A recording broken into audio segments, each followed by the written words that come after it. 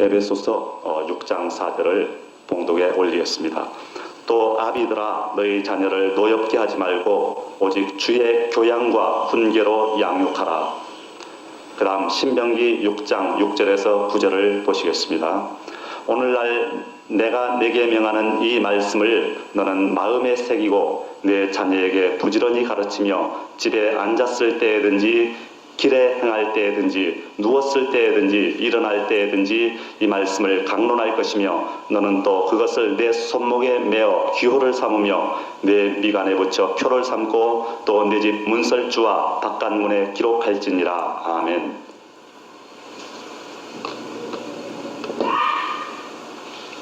오늘은 성경적 자녀 교육이라는 제목으로 하나님의 말씀을 대언하고자 합니다.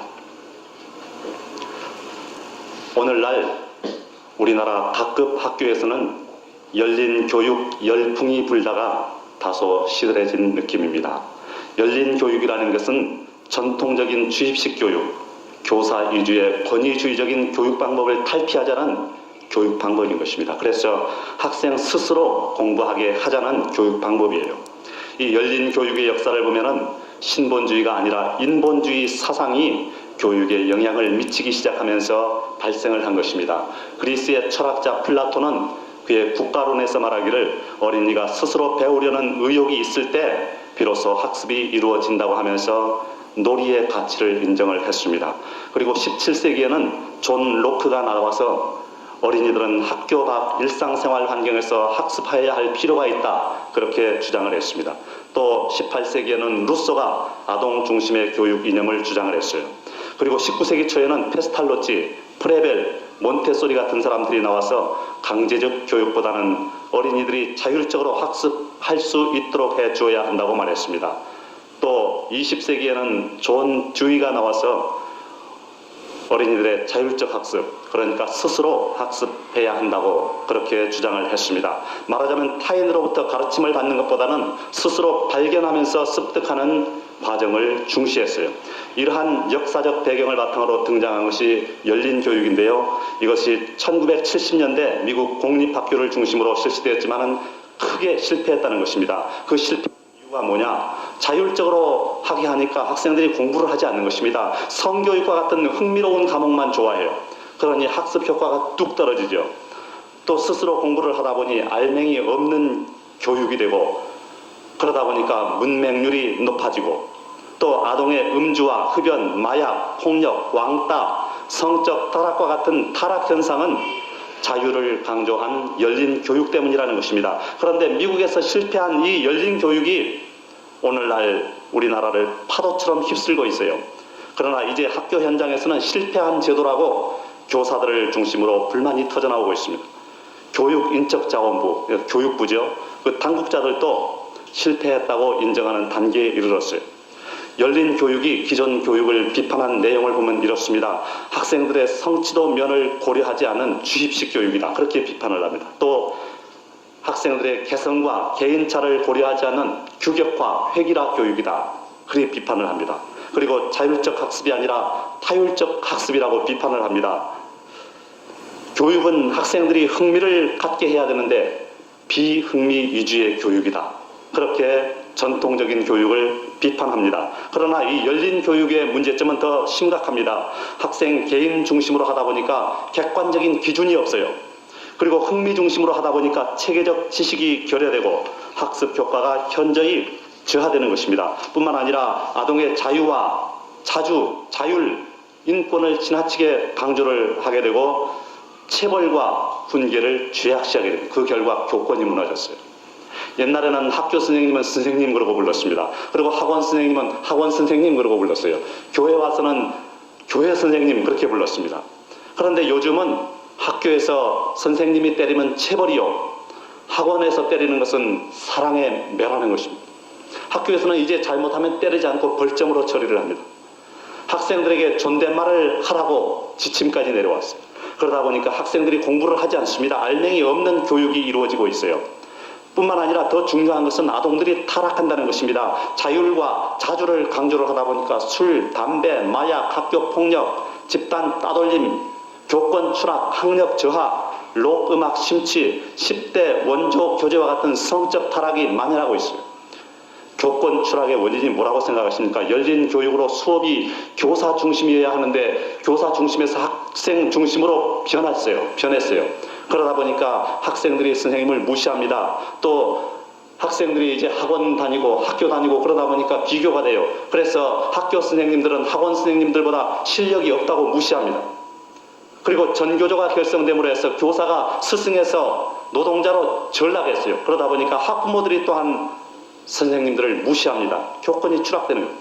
그 결과 오히려 공교육에서 이 병폐라고 야단치던 학원 교육이 학부모와 학생들의 부족한 부분을 채워주고 있어요.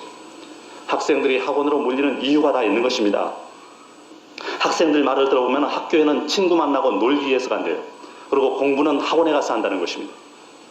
그런데 이러한 열린 교육 그 병폐가 학교에만 국한되면 얼마나 좋겠습니까? 요즘 열린이라는 용어가 들어가면 가장 아름다운 명칭으로 인식될 정도로 많이 쓰이고 있습니다. 열린 교육, 열린 음악회, 열린 마당, 열린 어린이집, 열린 학교, 열린 관공서, 열린 시어머니, 열린 부모, 열린 사회, 열린 교회, 열린 종교, 열린 예배까지 왔어요.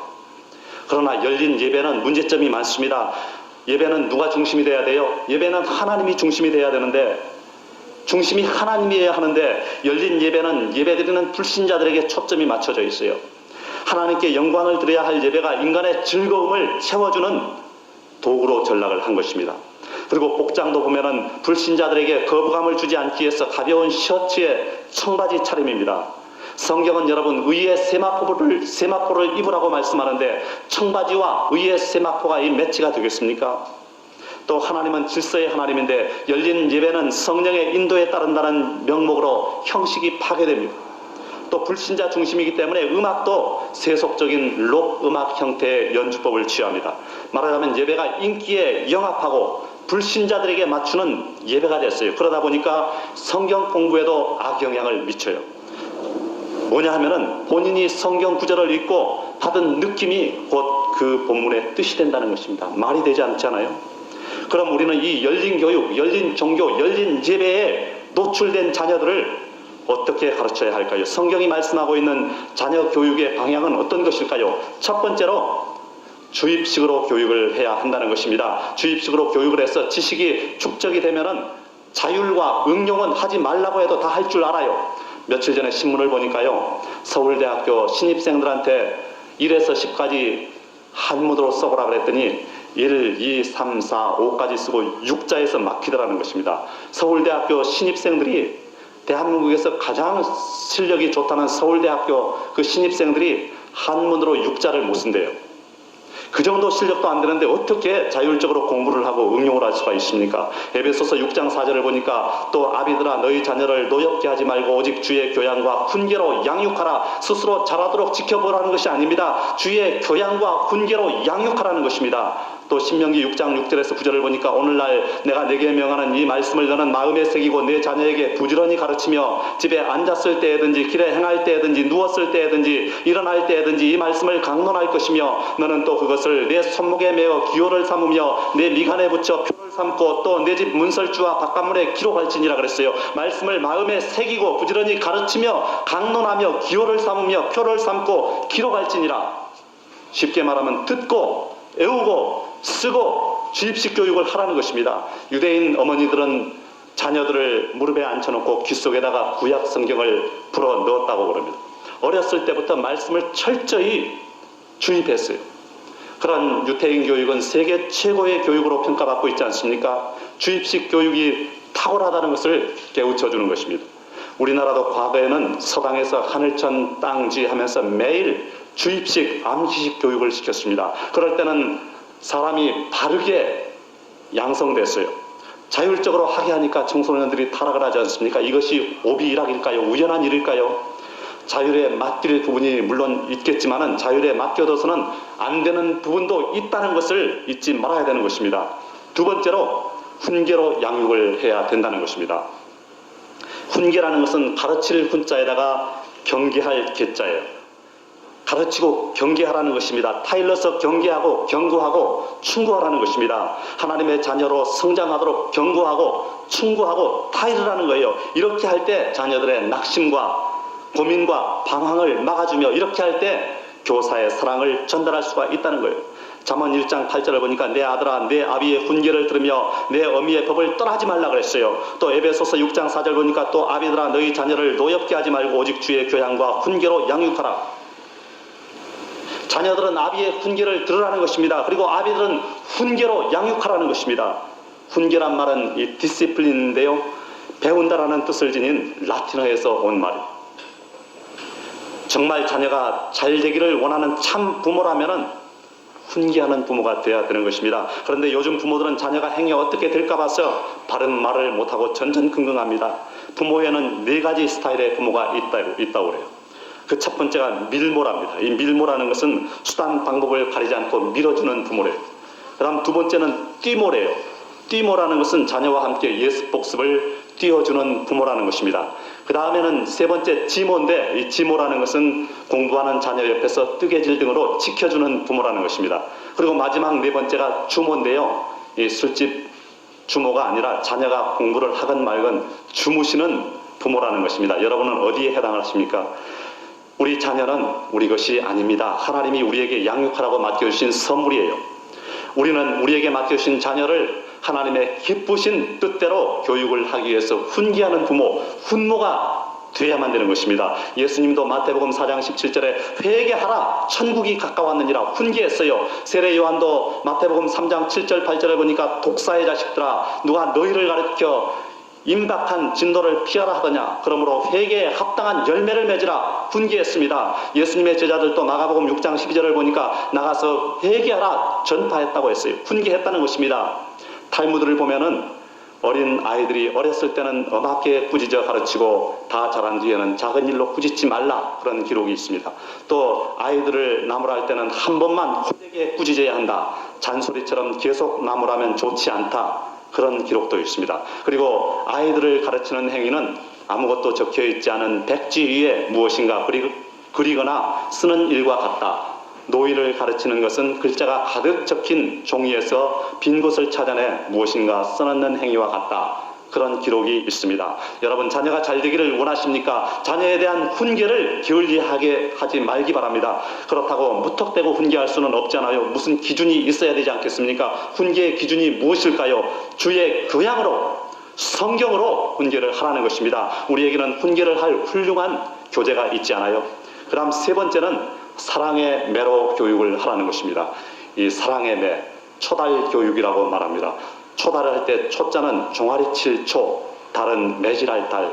종아리를 치고 매질을 하라는 것입니다. 이것이 성경이 가르치고 있는 교육 방법이에요. 성경에는 초달이라고 나옵니다만 일반적으로 사전을 찾아보면 달초라고 더 많이 나오고 있습니다.